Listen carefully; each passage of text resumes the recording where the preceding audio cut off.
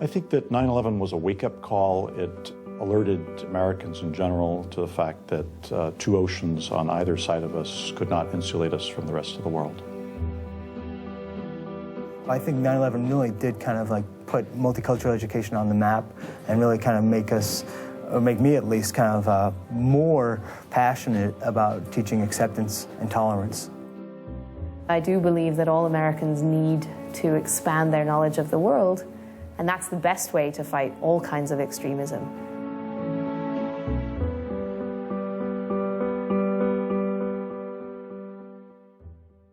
What the object was and what country it was from. Nipa Radito teaches at an elementary school at the forefront of global education. On 9/11, her sister was working at the World Trade Center. It was 8 hours before Nipa heard she'd escaped. But the aftermath was disturbing. I felt like I'd almost lost my sister, and I didn't. She was totally fine, which is why she laughs every time I cry about it, because she's like, I'm fine. But I remember not being able to get a taxi after, because I look Arab, I guess, and I could not get a taxi cab. And I felt like yelling from the top of my lungs, my sister was there. Like, I'm not, like I'm as angry about this as all of you are, But really, those weeks afterwards were very, very difficult. People would yell things at you. I mean, really just, it made me so mad. But, it changed the world. It did change the world. And I think, unfortunately, it's made a lot of Americans more resistant to immigration and more resistant to really caring and knowing about the world. I think that it's very, very, very important for us as educators, as American citizens, to make sure that we don't start judging based on that one day. The US is arguably the most influential country in the world, central to the global economy, and has a multicultural population. But despite that, America's education system isn't known for its global focus. It's that concerns the renowned think tank, the Foreign Policy Association, which promotes global awareness in US education. American schools in general tend to reflect our national outlook, which is introspective. So there really isn't as much emphasis on international affairs, on geography and social studies as there ought to be. Since 9/11, there's an impetus to change that attitude. 20 miles east of New York City, Herrick School District is leading the way with innovative efforts to internationalize the curriculum and foster truly global citizens. Although the majority of students at the high school are white or Asian American, altogether there are over 100 nationalities, speaking 69 languages.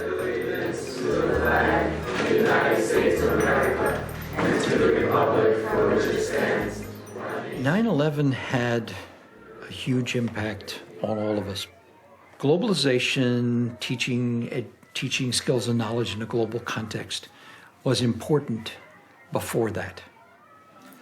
What 9/11 added, though, was an urgency and, if you will, a downside.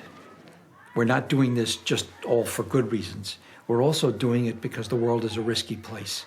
And if we don't understand the world, it can have serious negative consequences. Osama, what are you doing? Over here, come here. Jack Beerworth is the driving force behind the global focus at Herrick's. I think global education is about infusing the world history, geography, cultures, different perspectives into everything. That, to me, is true global education. Not a special program, not a special unit, not a special course. It's bringing it into everything. Awareness of international affairs starts at elementary school. Nipa teaches 10-year-old fifth graders. What is so interesting about this election is we're not the only ones who's watching it.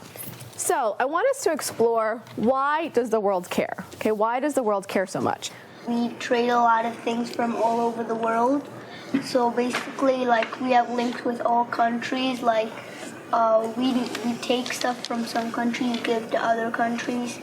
So basically, we're linked to the entire world. Absolutely, and I couldn't have said it better myself. There are a ton of reasons why people care. Trade, military, economy, right? All of those things are interconnected. One of the biggest reasons they care is that idea, again, we're going to revisit that idea, that we're a model for democracy. It is so important for them to be introduced to this early. I think, and rightfully so, I think this is done a lot in middle school and high school, but a lot of people don't think elementary school kids can really handle it. And I think they can, because I think if we say, you know, we emphasize math and reading in elementary school, so the kids grow up knowing that math and reading are important. If we don't emphasize this on the elementary level, they're not ever, I think, really gonna own how important it is. So what we're gonna talk about is actually a place in this world right now that's actually going backwards. And they right now have a system where there is one person, one vote. But they're saying it's not working for us, and they wanna go backwards. In Thailand, they're saying that farmers have always had a chance to vote. And that because there are so many farmers, they tend to vote for the same person. Because if I'm a farmer and you're a farmer and you're a farmer and you're a farmer, we're all gonna kind of want the same type of thing, right? So if the government says, we'll give you free health care, which means you can go to the doctor and not pay anything, we're all gonna say, great, we all want that, right? So we're gonna vote for the president that says that. Now, if you're a rich businessman in Bangkok, okay, Bangkok is a big city in Thailand, and if you're a businessman, are you going to have the same needs and wants as the poor rural farmers? They may want to hire more workers and then make more products, which will make them even more rich. That's exactly it. I never know what I'm going to use. It depends on what's in the news. I don't repeat lessons. Last year I did a lesson on the Kenyan elections because it was relevant. It was happening at the time, and it fit perfectly with some of the things we were talking about with the Civil War in terms of not feeling like you were heard. I'm not going to do that lesson again this year when I get to the Civil War because it's no longer relevant. I mean, my most important thing in doing this is making them realize that our curriculum is not antiquated.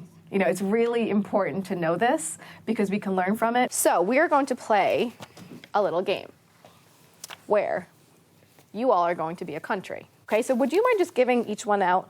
Once you have your card, I want you to find a place in the classroom to stand.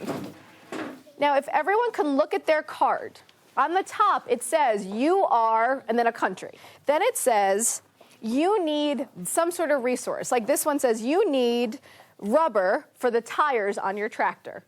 Okay, so you need rubber. And then on the bottom, it says the resources that your country has. All of you have something that someone else needs. Okay, so you are all going to trade with each other. She has Australia, so what do you need? Wood for the pencils. So she needs wood for the pencils you export. So you're gonna hold this piece of the string on the end, okay?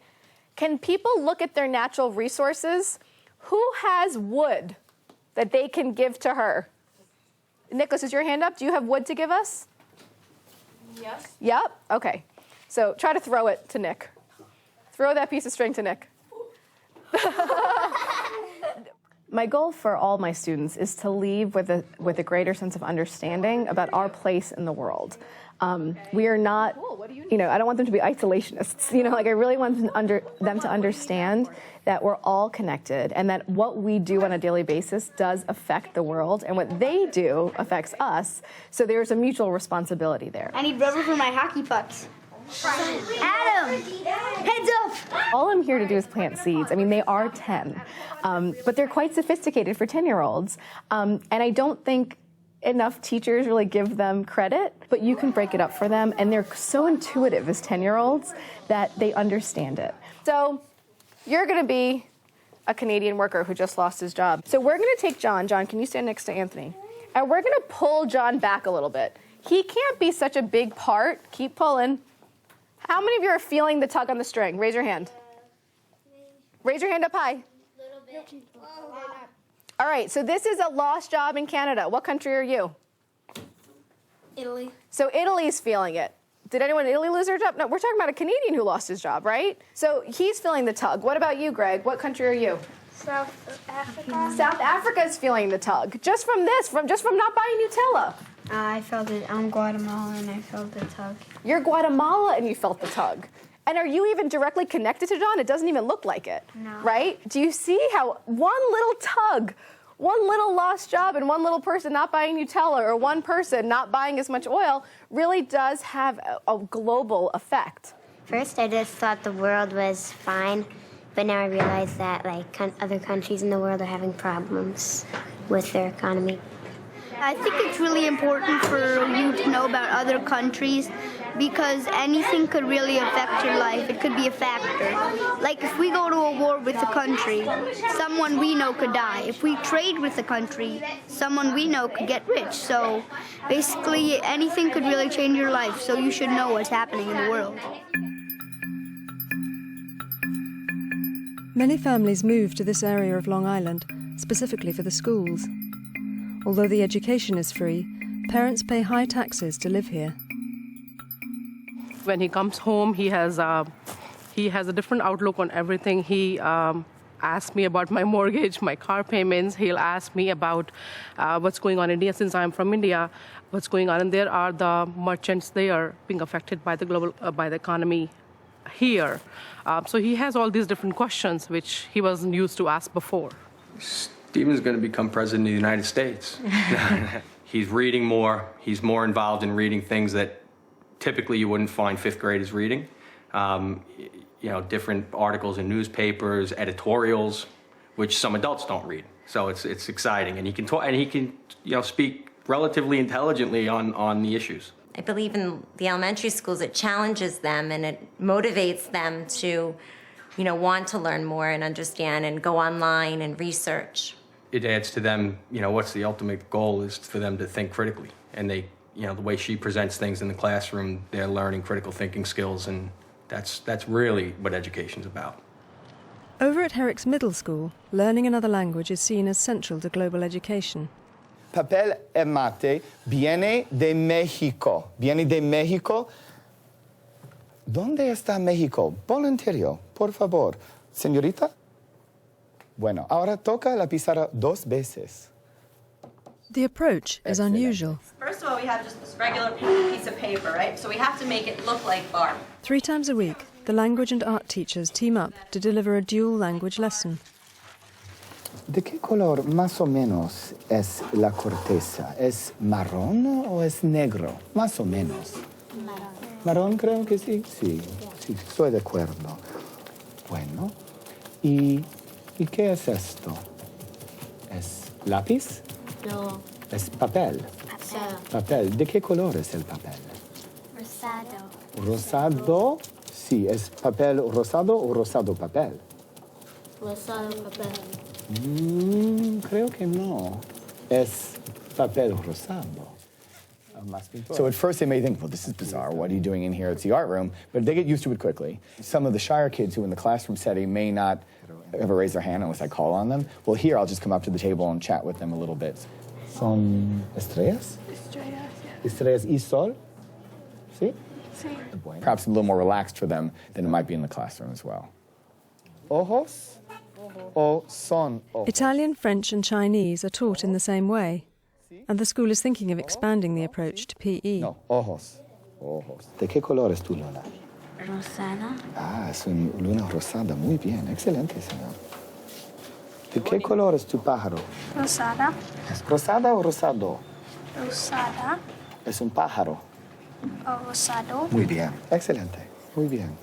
We're terribly monolinguistic, and because English is basically the universal language, Americans already speak that, they don't really feel this need to learn about other languages and hence other cultures as dramatically as they might. Tom Coleman also makes use of Hispanic songs, soap operas and newspapers, so students get really immersed in the culture. I try and really let them know that, well, we're not the only people in the world, and they need to have some idea that there are other cultures out there, as well as some things are explained a little differently from language to language. So if you remove a whole language, you remove a whole thought system. It's a dog with funny ears and funny tail. Entonces es perro conejo.